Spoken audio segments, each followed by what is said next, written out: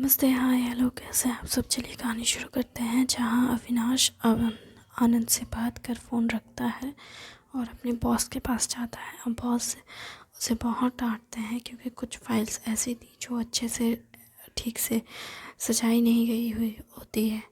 तो बॉस बहुत चिल्लाते हैं। अविनाश बस उनकी डांट खाता है और फिर काम पे लग जाता है। शाम हो जाती है। शाम होने के बाद अविनाश की छुट्टी होने वाली होती है, लेकिन बॉस कहते हैं कि और थोड़ा काम कर लो क्योंकि तुमने ठीक से काम ख़त्म नहीं किया। वो कहता है ये प्राइवेट सेक्टर है और यहाँ पे काम ख़त्म हो जाता है, हम एक्स्ट्रा काम नहीं करेंगे, तो जॉब भी एक्स्ट्रा से ढूंढ लेना। ओके, ये कहकर अविनाश अपने डेस्क पे फिर बैठ जाता है और काम करने लगता है। काम ख़त्म होते ही उसे बहुत लेट हो जाता है। इस बार 8 बज जाते हैं। 8 बजते ही वो घर भागा भागा जा रहा होता है, जहाँ वो फिर घर पहुंचने के बाद देखता है कि अमृता आई होती है और खाना बना चुकी होती है। 9 बज जाते हैं अविनाश के घर पहुंचते ही, और घर पहुंचकर ये सब देख अविनाश बहुत खुश और दुखी दोनों होता है, क्योंकि अमृता ने पहले ही कहा था कि हम एक बार ऐसा करेंगे, बार बार नहीं। पर ऐसा अमृता को दूसरी बार करना पड़ता है, जिस पर अविनाश कहता है आई एम सॉरी, मैं आज लेट हो गया। कोई बात नहीं, अगर तुम देर हो से आए हो तो ज़रूर कोई वजह होगी। हाँ, हमारे सर की गलती की सज़ा हमें मिल रही है और कुछ नहीं। गलती तो तुम्हारी होगी, तभी तो तुम्हें सज़ा मिली। नहीं, पता नहीं। खैर ये सब छोड़ो ना, ऑफिस का काम, ऑफिस की बात है। मुझे तुमसे कुछ ज़रूरी बात करनी है। ऑफिस से आते ही कपड़े बिना बदले ही बस एक सॉरी और उसके बाद सीधे काम की बात, यानी कि बात बहुत ज़रूरी है और इम्पोर्टेंट भी है। वैसे ज़रूरी और इम्पोर्टेंट एक ही शब्द का मतलब होता है। हाँ, पर मैंने बस ऐसे ही बोल दिया। जाओ, कपड़े बदल के आओ कम से कम, और थोड़े फ्रेशन अप हो के आओ। खाने के टेबल पे बात करते। नहीं, खाने के टेबल पे तुम बात करती नहीं हो और हमें हमेशा भगा देती हो, और उसके बाद फिर बोलती हो कि सोने का टाइम हो गया, मैं सोने जा रही हूँ। नहीं, खाने के टेबल पे नहीं, अभी इसी वक्त बात करनी है। वो अविनाश अमृता को लेकर सोफे पे बैठता है, दोनों हाथ उसका पकड़ता है और कहता है लंबी सांस लेके, तो हम कहाँ थे? तुम्हें कुछ इम्पोर्टेंट बात करनी थी, हम यहाँ थे। ठीक है, मैं मैं क्या कर रहे हो? बताओ क्या हुआ है? कुछ नहीं, बस ये कहना था कि मेरे दोस्त और मैं, मतलब हम घूमने जा रहे हैं। हाँ, गोवा। तुम्हें कैसे पता? इतना सोच सोच के बोल रहे हो तो ऑब्वियसली गोवा ही जाओगे या थाईलैंड जाओगे। ऐसा कुछ नहीं है, मैं गोवा नहीं जा रहा, मतलब हाँ गोवा जा रहा हूँ। मतलब मेरे दोस्तों ने प्लान किए, मतलब हमने बहुत सालों पहले से डिस्कस किया था कि अगर मेरी जॉब लग जाएगी और मेरा प्रमोशन हुआ तो मैं उन्हें गोवा की ट्रिप कराऊंगा। खर्चा तुम दे रहे हो? नहीं, सभी अपना अपना खर्चा उठा रहे हैं, पर मतलब मेजरली समझ गई। तुम्हें बोलने की ज़्यादा ज़रूरत नहीं है और ना ही मुझे एक्सप्लेन करने की ज़्यादा ज़रूरत है। जाओ। क्या मैं जाऊँ? हाँ, तुम जाओ। तुम्हें गोवा जाना है, शिमला जाना है, मनाली जानी है, या फिर थाईलैंड जाना है, न्यूयॉर्क जाना है, जहाँ जाना है जाओ। तुम गुस्सा नहीं हो? नहीं, बिल्कुल नहीं। मैं क्यों गुस्सा होने वाली हो गई? पर तुम साउंड तो गुस्से जैसा कर रही हो। नहीं, मैं गुस्सा कब से करने लगी? मुझे किस बात से फ़र्क पड़ने लगा? मुझे किसी बात से फ़र्क नहीं पड़ता। तुम जहाँ जाना चाहो जाओ, आई डोंट केयर। पक्का? हाँ, अब खाना खा ले, अगर तुम्हारी सबसे इम्पोर्टेंट बात हो गई हो तो। हाँ, खाना खाते हैं। आज अभी खाने में क्या है? आलू फूल गोभी की सब्ज़ी और रोटी। आलू गोभी? तुम्हें पता है ना, मुझे गोभी उतनी पसंद नहीं। वो क्या है ना, रोज़ रोज़ खाना बनाने से यही खाने को मिलता है। हाँ, साल भर में एक आध बार खाना बनाने वाले से अच्छा कुछ मिल जाता है, पर अच्छा जो कुछ मिलना था वो तो सुबह मिल चुका है। अब तो गोभी ही खाने को मिलेगा, तो चुपचाप इसे ही खा लो। मैं समझ गया, ठीक है। अब मैं गोभी से ही काम चला लूँगा। वैसे ये गोभी भी अच्छी दिख रही है। हाँ, अच्छी दिख रही है, खाने में भी अच्छी लगेगी। खाकर देखो। अमृता अविनाश के थाली में जानबूझकर गोभी की सब्ज़ी ढाले जाती है। अविनाश कह रहा है, बस बस हो गया, और नहीं चाहिए। नहीं, और ले लो मेरी जान, तुम्हें ट्रिप पर जो जाना है तो ज़्यादा खाना खाओगे तभी तो अच्छे से जाओगे। तो जाओ ना मेरी जान, अच्छे से जाओ। हाँ हाँ हाँ, समझ गया। हाँ, मैं खा लूँगा, मैं ले लूँगा। तुम चिंता मत करो, मैं खुद से ले सकता हूँ। नहीं मेरी जान, मैं तुमसे प्यार करती हूँ, मेरे हाथों से खा कर देखो। अमृता बड़े प्यार से अविनाश को रोटी के पाए मीट खिलाई जा रही थी, रोटी तोड़ तोड़ कर, और अविनाश बस मुंह बनाए जा रहा होता है। और वो इतना सब्ज़ी खिला रही थी कि अविनाश परेशान हो ही जा रहा था। अमृता कहती है, क्या हुआ? अब तुम खुद से खा लो। वो क्या है ना, मेरे हाथ दुख गए तुम्हें खिलाने में। तुम बहुत दूर हो और बहुत लंबे भी, इतनी दूर बैठकर क्यों खा रहे हो? पास आके खाते तो अच्छे से खिलाती। अभी मैं अपना खाना खाऊंगी क्योंकि मुझे भूख लगी है। हाँ मेरी जान, तुम खाना खा लो अपने हाथों से। मैं भी खिला दूँ क्या? नहीं, कोई ज़रूरत नहीं। तुम बस अपना खाना ख़त्म करो, अच्छे से सो, और ट्रिप पे जाने के लिए पूरे मज़े के साथ एंजॉय करना, ठीक है? मैं उम्मीद करती हूँ कि तुम्हारी ट्रिप बहुत अच्छी जाए। हाँ बिल्कुल, शुक्रिया तुम्हारी ऐसी ही बात कहने के लिए। हाँ बिल्कुल, तुम्हें तो शुक्रिया अदा करना ही चाहिए मेरा। आखिर कौन सी गर्लफ्रेंड अपने बॉयफ्रेंड को गोवा ट्रिप जाने देती है? हाँ ठीक है, ओके। हे भगवान, मैं क्या करूँ? अविनाश ये सोच रहा होता है लंबी गहरी सांसें लेते हुए, और फिर खाना ख़त्म करके जैसे तैसे बर्तन धोने ही जाता है। धोए बिना ही जा रहा होता पहले। फिर अमृता उसे टोकती है, क्या हुआ मेरी जान? कुछ दिनों तक आज से मैं काम कर रही हूँ तो क्या सारे काम मैं ही करूँ? सुबह का भी बर्तन है, अभी का भी बर्तन है, मैस तो। हाँ, मैं मैस देता हूँ। हाँ, उसके बाद सो जाना। मैं सोने जा रही हूँ। Good night. गुड नाइट मेरी जान, गुड नाइट। अमृता अपने कमरे में जाती है और दरवाज़ा धम से बंद करती है। दरवाजे की आवाज़ से ही अविनाश को समझ आ गया कि वो गुस्से से लाल हो चुकी है, और ये जाने की इजाज़त तो बस एक फॉर्मेलिटी है और कुछ नहीं।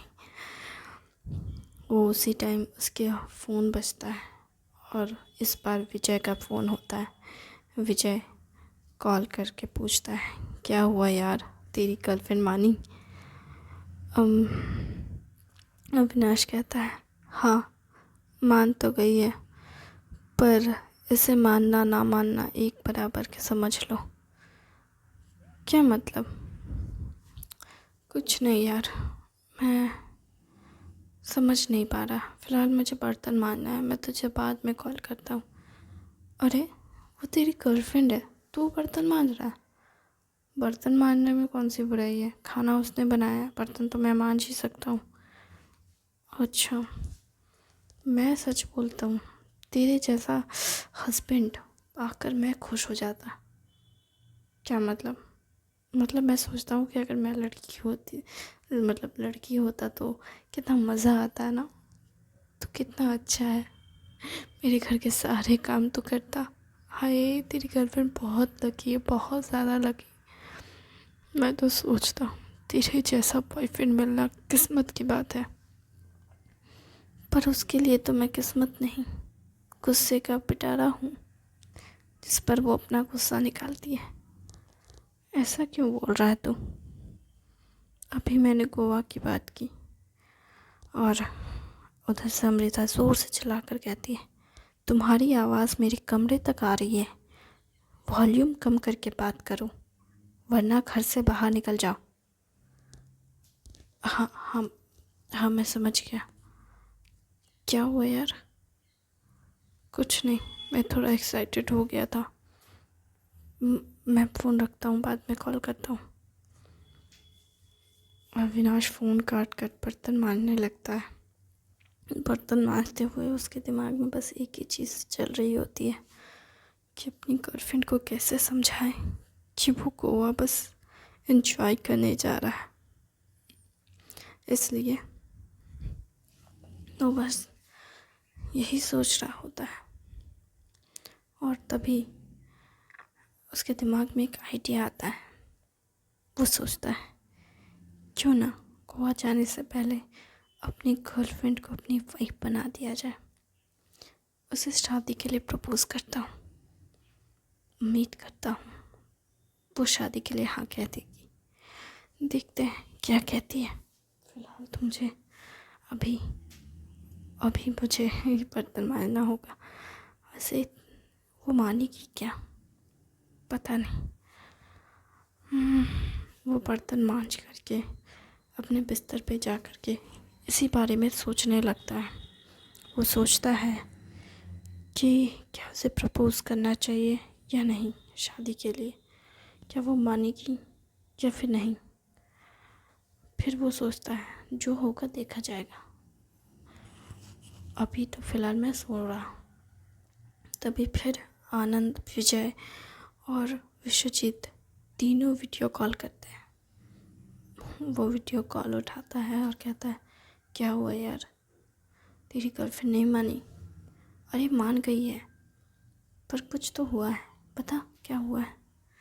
कुछ भी नहीं हुआ है।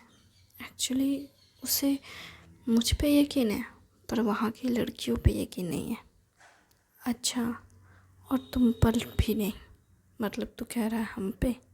हाँ, अब हमारे दोस्त जैसे हैं भी है, उस पे कैसे कोई भरोसा करे? तू हमें बुरा कह रहा है? नहीं, पर बात बस इतनी सी है कि वो कभी मिली नहीं ना, तो इसलिए हो सकता है कि वो नहीं जानती कि मैं किसके साथ जा रहा हूँ, कौन कैसा है, इसलिए शायद वो डाउट कर रही होगी। अच्छा, वो डाउट कर रही है और तू उस डाउट को मान रहा है। तेरी गर्लफ्रेंड ने तुझे एग्जैक्टली क्या कहा है ये बता। उसने कहा जाओ ना, जाओ, गोवा जाओ, शिमला जाओ, मनाली जाओ, जहाँ जाना है जाओ। अच्छा, इसका मतलब वो बहुत गुस्से में है, उसे बिल्कुल नहीं पसंद कि तू जा रहा है। ये तू कह रहा है? हाँ, मैं ही कह रहा हूँ, क्या कर सकता हूँ। तो गर्लफ्रेंड घुमाई है मैंने, तो इतना तो पता है कि गर्लफ्रेंड किस तरह से बात करती है। वो बिल्कुल भी खुश नहीं है तेरे जाने से। पता नहीं यार, मुझे समझ नहीं आ रहा। फिर मैं सोच रहा हूँ, तो क्या सोचा है? मैं सोच रहा हूँ क्यों ना उसे प्रपोज़ कर दूँ शादी के लिए। क्या तू सच में शादी करेगा? हाँ, देख, ये तो तय है कि मैं उससे बहुत प्यार करता हूँ और मैं पूरी ज़िंदगी उससे ही प्यार करूँगा। अगर मौत भी आई तो भी मैं सिर्फ उसके साथ ही जीना चाहूँगा। क्या तू श्योर है? देख, शादी का फैसला है, ये बहुत बड़ा डिसीज़न है और बहुत बड़ी रिस्पॉन्सिबिलिटी है। देख, मेरे और उसके लाइफ में कुछ भी चेंज नहीं हो रहा है। एक सिंदूर और एक मंगलसूत्र के आ जाने से कुछ नहीं बदलेगा। जो जैसा है वैसा ही रहेगा। हम अब भी जैसे रह रहे हैं वैसे ही रहेंगे। फिर अंतर क्या है? बहुत अंतर है शादी होने के बाद। शादी होने के बाद तुम दोनों एक बेडरूम में रहोगे। एक सेकेंड, कहीं तुम दोनों एक ही बेडरूम में तो नहीं रहते? नहीं, फ़िलहाल तो नहीं। तुम दोनों के बीच वो सब हुआ नहीं? क्या सब नहीं हुआ? वो कुचिकू, ये कुचिकू क्या होता है? मुझे नहीं पता। जो भी तुम बोल रहे हो ऐसा कुछ भी नहीं हुआ है। क्या मतलब है? तुझे समझ नहीं आता मैं क्या बोल रहा हूँ? मुझे समझ आ गया, लेकिन ऐसा कुछ नहीं है। तो क्या शादी के बाद भी ऐसे ही रहेगा? ऐसे रहने में क्या बुराई है? मुझे मतलब समझ नहीं आता। शादी के बाद अंतर ही क्या पड़ता है? एक ये कहना कि हस्बैंड वाइफ है, उसके अलावा बहुत कुछ होता है यार। शादी के बाद सेक्स होता है, रोमांस होता है, और भी बहुत कुछ होता है। इसके अलावा ज़िंदगी में सिर्फ एक ही चीज़ होती है, घर की रिस्पॉन्सिबिलिटी, और वो हमारे बीच बहुत अच्छे से और बहुत अंडरस्टैंडिंग तरीके से हो रही है। और इसके अलावा जो अंतर पड़ेगा वो देखा जाएगा। बाकी मुझे नहीं लगता कि हम दोनों में से किसी की भी लाइफ में कोई भी फ़र्क पड़ने वाला है शादी होने से। हम जैसे हैं वैसे ही रहेंगे, इसलिए कोई टेंशन की बात नहीं है। बस हम शादी करना चाहते हैं क्योंकि दुनिया को ये दिखाना ज़रूरी होता है कि भाई हम शादीशुदा कपल है। अगर ना दिखाओ तो थोड़ी प्रॉब्लम होती है। और सच कहा जाए तो शादी ना करने से ना एक अजीब सी एंजाइटी रहती है, जैसे कि वो मेरी नहीं तो किसी और की कहीं ना हो जाए, कोई और तो कहीं उसे पटा कर ना ले जाए। उसे भी कहीं ना कहीं ऐसा कुछ फील होता होगा कि कहीं मेरा बॉयफ्रेंड किसी और को ना पसंद करने लगे मुझे छोड़कर। तो ये सारी चीज़ें होती है। लेकिन अगर ये सारी चीज़ें हट जाए, अगर हमारी शादी हो जाए तो फिर कोई टेंशन ही नहीं है। हाँ वो तो है, लेकिन शादी के बाद भी डिवोर्स होता है। नहीं, वो तो कभी नहीं होगा। वाह, ये कितना श्योर है। हाँ ठीक है, चलो अच्छा है। देख, मैं खुश हूँ तेरे लिए। मैं भी बहुत खुश हूँ। मैं भी खुश हूँ तेरे लिए। तो क्या शादी में हम आए? ऑफ कोर्स तुम लोगों को आना ही होगा। लेकिन एक मिनट, शादी तो गोवा जाने से पहले करेगा? गोवा कब जाना है पहले ये बता। देख, अभी अक्टूबर चल रहा है। हाँ, नवंबर के एंड में हम लोग निकलेंगे, या दिसंबर समझ ले। तो क्या नवंबर में शादी करने वाला है? वैसे भी अक्टूबर ख़त्म होने को आया। ठीक है, जो भी हो हम देख लेंगे, मैनेज कर लेंगे। शादी का क्या है, अगर उसने हाँ कह दिया तो मैं 2 दिन में सारा अरेंजमेंट करके शादी कर लूँगा। वाह, तू तो ऐसे कह रहा है जैसे शादी करना बहुत आसान है। तुझे पता है शादी के अरेंजमेंट में कितना समय लगता है, और सबसे ज़्यादा प्रॉब्लम तो दुल्हन की ड्रेस होती है। ओह, पता है मेरी बहन की शादी हुई थी। तेरी तो कोई बहन नहीं है। मेरी कोई बहन नहीं है, लेकिन मतलब रिलेटिव में बहन की शादी हुई थी। मैंने देखा था, वो उसका लहंगा ही था 50,000 का। 50,000 का लहंगा। ठीक है, देखते हैं कितना लहंगा और कितना चोली। क्या मतलब?